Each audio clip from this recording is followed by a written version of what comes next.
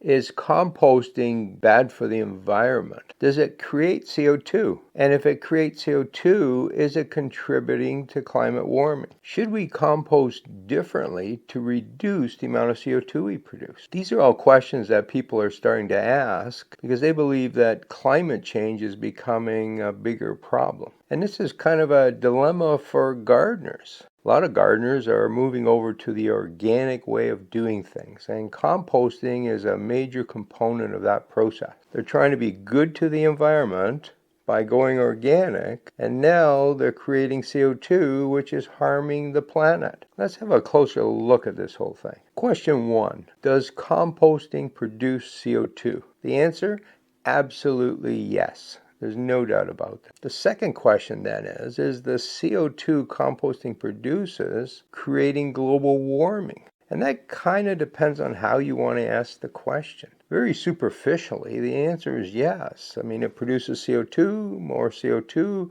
warms the climate. But there's a really important point here that's missed by many people. We humans have to eat, and we produce a lot of plant material so that we get our food. But much of that plant material is waste product. Think about corn. We grow a large stalk. We harvest a very small part of that, the cob. Then we only eat the kernels on the cob, and even the cob becomes food waste. And even from the kernels you do eat, you only extract a small amount of food. The rest of it passes right through you. Agriculture produces a lot of organic waste. Should we be composting that material? Another way to look at this is that we produce a lot of food that gets wasted. On a global basis, about 1/3 of the food we produce is wasted. Now, if we solve that problem, that will have a much bigger impact on the environment than composting ever will. But let's have a closer look at compost. It's true that as this organic material decomposes, it releases CO2. But where did the CO2 come from? As plants grow, they absorb CO2 from the air into their leaves, and they use that CO2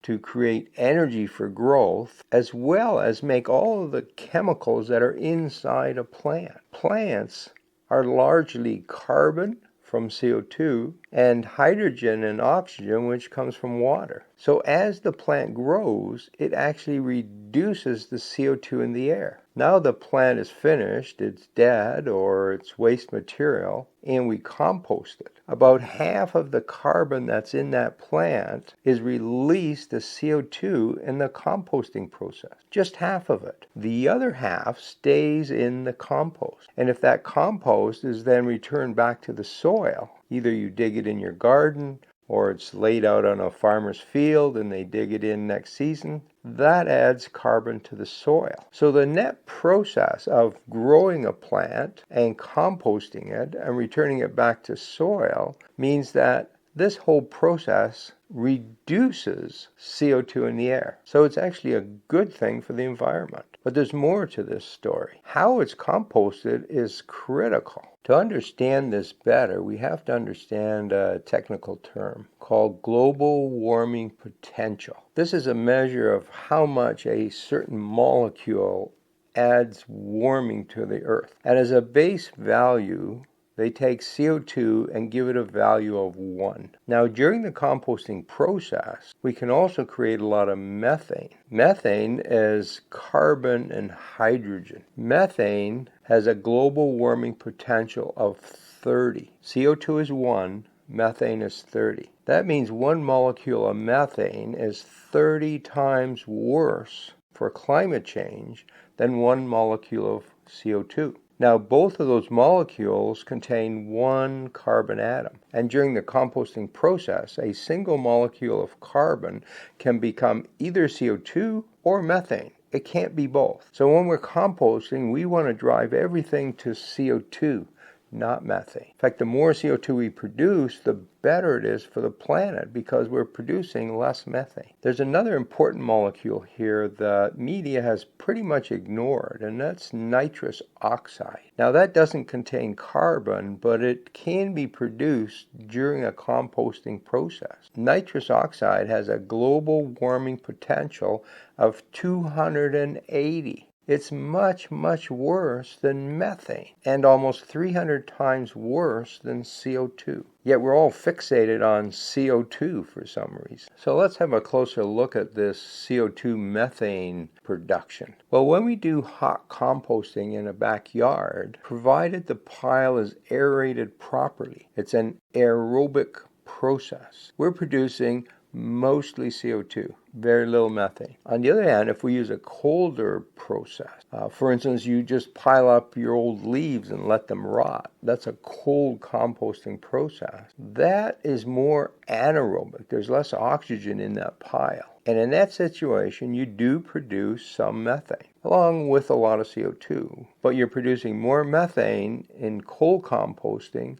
than in hot compost. Now, one of the alternatives to our plant waste is that we just take it to the dump and pile it up there. Well, what happens in the dump is that it gets mixed with a lot of other things, and we get this big pile, and it has no oxygen in that pile. The organic material still decomposes there, but it produces almost all methane, very little CO2. So that's the worst option for this organic material. Don't send it to the dump. A lot of municipalities now have some sort of green recycling process where they collect your yard waste and your kitchen scraps and they take it to special facilities where it's composted. Depending on the method they use, they may produce some methane. Now, some of the larger facilities will collect that methane and burn it as fuel to heat the plant. Toronto is an example of that, and they're fairly efficient at that. So although the composting process they use produces methane,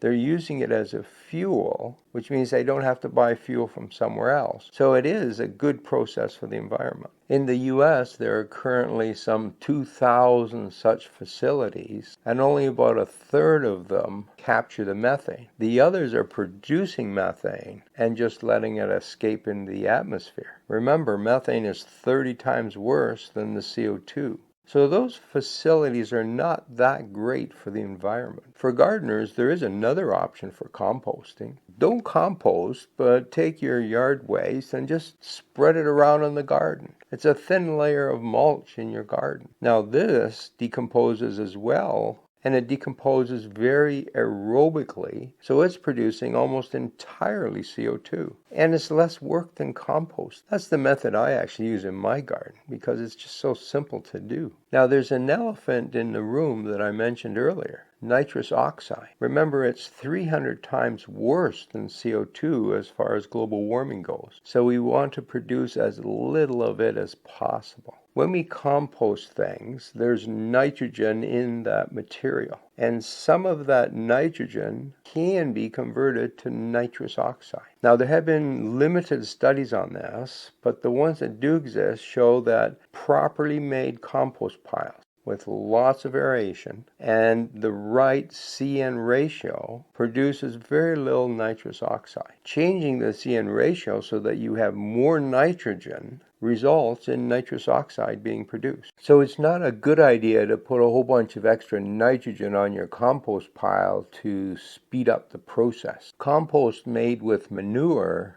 produce higher amounts of nitrous oxide. One thing that's interesting is that in the early part of the process, there's very little nitrous oxide produced. Once the compost reaches that finished stage, that's when more of the nitrous oxide is produced. Keeping the pile aerated reduces the amount produced. Let's get back to the original question. Does composting affect climate change? Well, it doesn't really affect climate change, but it does affect global warming to some extent. If the composting process produces methane and nitrous oxide, those are harmful for the environment. On the other hand, if we compost correctly, it will produce mostly CO2, and you have to remember that the CO2 it produces came from the air that the plants absorb. 50% of that carbon in the plant actually gets added to soil. It gets sequestered in the soil. So the whole process of growing plants